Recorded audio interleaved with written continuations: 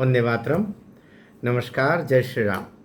राहुल गांधी, मैं बार बार चाहता हूं कि उनके ऊपर कोई वीडियो न बनाऊं, टालूं, छोड़ दूं, लेकिन हर बार कोई ये बंदा ऐसा मुद्दा दे ही देता है कि उस पर बनाना पड़ता है। अभी ये समझ में नहीं आ रहा है कि ये भाई फड़फड़ा क्यों रहा है। बहुत बुरी तरह फड़फड़ा रहा। पहले आपने देखा कि जैसे ही भारत पाकिस्तान के बीच टेंशन शुरू हुआ था कि इन्होंने कहा था कि निपटा दो, बिल्कुल हम साथ में खड़े, निपटा दो। उनका बस चलता तो 22 अप्रैल को हुआ था, 23 अप्रैल को ही कर देते, क्योंकि इनके भीतर वो गहराई नहीं है। इनको वो दरअसल निपटाने का बोल रहे हैं पाकिस्तान को, लेकिन निपटाना चाहते हैं ऐसा लगता है भारत को। क्योंकि आप जब बिना तैयारी के, बिना सोच विचार के, बिना दुनिया को अपने साथ लिए अगर आगे बढ़ोगे तो आपको फिर पछताना पड़ेगा। इसलिए नरेंद्र मोदी ने, मोदी सरकार ने, एनडीए सरकार ने, बीजेपी सरकार ने पूरी तैयारियां की, पूरा पालाबंदी की। उसके बाद में उन्होंने 5-6 मई के बाद में भारत माता की जय करना शुरू किया। हमारी सेना ने शुरू किया, लेकिन सेना को पूरी छूट दी। अब बढ़िया हो गया।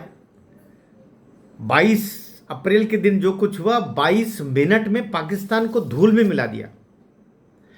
भारत चाहता तो पाकिस्तान को भी पूरा धूल में मिला सकता था। पाकिस्तान का नाम निशान खत्म हो जाता। जहां पर पाकिस्तान के किराना की पहाड़ियों के अंदर, जहां उन्होंने अपने परमाणु बमों को रखा हुआ है, परमाणु संयंत्र जहां है, वहां हमारे बम पहुंच गए, वहां हमारी मिसाइल पहुंच गई, वहां हमारे हथियार पहुंच गए, वहां हमारे विनाशक जो शक्तियां होती है दुश्मन की, वो पहुंच गई। हमारे से कुछ बाहर नहीं था। हम चाहते तो मुनीर, हम चाहते तो शहबाज शरीफ और जितने हैं वो चींटियों की तरफ मसल देते। लेकिन भारत बड़ा देश है, भारत दुनिया की एक महाशक्ति है, और महाशक्ति को बहुत कुछ सोचना पड़ता है। तो इसलिए जो कहते हैं कि पीओके क्यों नहीं लेके आ गए, पीओके नहीं हुआ जैसे कि वो आलू टमाटर प्याज हो गया। हाँ, हम जो बदला लेने गए थे हमारी बहनों के सिंदूर का जो मिटाया इस पाकिस्तान के उन कुत्तों ने, तो उसका बदला लेना हमारा मकसद था। और मोदी ने तो पहले ही दिन बोल दिया था कि हम आतंकियों के अड्डे नष्ट करेंगे, आतंकियों को नष्ट करेंगे, और इनके जो आका है उनको नष्ट करेंगे। हम उन आकाओं को भी छोड़ेंगे नहीं छोड़ा। तो अब दिक्कत क्या आ रही है कि और भारत, और इनको क्या लग रहा था कि जो चीनी हथियार है उनकी पूरी जानकारियां इनके पास में थी। याद कीजिए, राहुल गांधी तो अभी 4 महीने पहले चीनी ड्रोन का उन्होंने प्रदर्शन किया था दिल्ली में, और कहा था कि देखो चीनी ड्रोन कितने अच्छे चीनी ड्रोन। लेकिन वो चीनी ड्रोन हमारे बच्चे जैसे LKG UKG के बच्चे जिस तरीके से उनको मसल के फेंक देते हैं हवा की तरह, ऐसे उनको सब मसल के फेंक दिया खिलौने की तरह। तो बिल आ गए, फड़फड़ा गए। ये है फड़फड़ाने के कारण।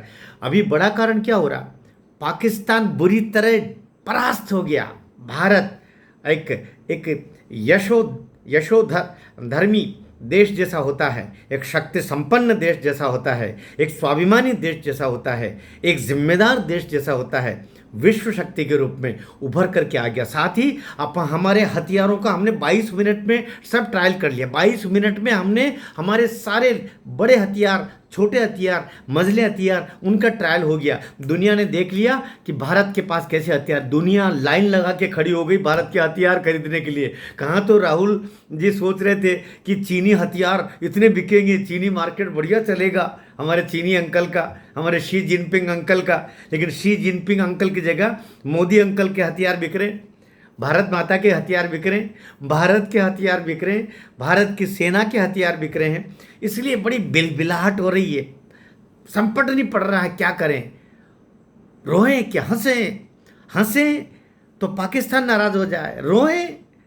तो यहाँ के जो राष्ट्रवादी नाराज हो रहे हैं हमारे तरीके। रो क्यों रहे हो भाई, हाँ क्यों रो रहे हो। दूसरा, अमित शाह जो बाकी जो करेला और नीम चढ़ा वाली काम का कहावत हो रही, अमित शाह इधर ठोके जा रहे हैं यहाँ के नक्सलियों को। नक्सली अभी 1.5 करोड़ का जो नक्सली था इनामी, उसको कल मार गिराया। 27 और हो गए, लगभग कितने गिरफ्तार हो गए, कितने ने आत्मसमर्पण कर दिया। 38 जिले आतंकवाद प्रभावित, हमारे नक्सल प्रभावित थे, केवल 6 बचे। उसमें 4 छत्तीसगढ़ के हैं, एक महाराष्ट्र का है, एक झारखंड का है। सब तरफ से तेलंगाना तो उस रूप में अब रहा ही नहीं है। तो क्योंकि कांग्रेस कहीं न कहीं दाना पानी लेती थी ऐसा कहा जाता है, और देती थी ऐसा कहा जाता है नक्सलियों को। दिग्विजय सिंह का वो वाक्य कभी भूलना नहीं कि ये तो अपने लोग हैं, थोड़े भटके हुए लोग हैं नक्सलवादी। भटके हुए नहीं है, मरोड़ के रख दिए अमित शाह ने, मोदी सरकार ने। हैं, विकास की कोई सुविधाएं तुम जाने नहीं दोगे, लोगों को तुमने वहाँ पर नर्क से ज़्यादा बना के रखा। ये भटके हुए हैं, ये इनको नाश करना आवश्यक था। ये जो लाल झंडा लेके, और राहुल गांधी की जो लाल डायरी है ना, वो इन्हीं का प्रतीक लेके जाते हैं। वही संविधान की कॉपी उसके अंदर नहीं है। वो जो एक लाल डायरी दिखाते ना, क्योंकि संविधान जो मूल है हमारा, उस पर तो प्रभु श्री राम से लेकर के हमारे देवी देवताओं के चित्र हैं। जो मूल प्रति है उसमें लोकसभा में रखी गई है, वो कभी जाके देखें। इन्होंने जो लाल का कॉपी है उसमें तो कम्युनिस्ट पार्टी के सबसे अंदर सिद्धांत लिखे होंगे, किसी ने खोल के देखिए। वो जो लाल किताब दिखाते हो क्या है, वो लाल किताब नहीं है, लाल झंडा है। वो लाल किताब नहीं माओवाद है, वो लाल किताब नहीं मार्क्सवाद है, वो लाल किताब नहीं वामपंथ है, वो लाल किताब नहीं देश के खिलाफ खड़े होना है। इसलिए राहुल गांधी ने कभी कहा था, हम तो भारत स्टेट से लड़ रहे हैं। यही भारत स्टेट से लड़ने का काम, नक्सली की भाषा भी यही होती है। नक्सली भी यही कहते हैं, हम हथियारबंद इस स्टेट से लड़ रहे हैं, भारत स्टेट से लड़ रहे हैं, नेशनल से लड़ रहे हैं। यही कार्य वो कर रहे हैं, इसलिए फड़फड़ा रहे हैं। अंदर भी शत्रु मारे जा रहे हैं, बाहर भी शत्रु मारे जा रहे हैं। जब दोनों तरफ राहुल जी के प्रिय लोग मारे जा रहे हैं, परेशान इसलिए है। भारत माता की जय। नीचे टिप्पणी लिखिएगा, नीचे आपका मत भी दीजिएगा। मुझे बहुत गालियां भी लोग देते हैं, लेकिन राष्ट्रवाद का ये स्वर मौन होने वाला नहीं है, मंद होने वाला नहीं है, और वेगवान होगा। भारत माता की जय।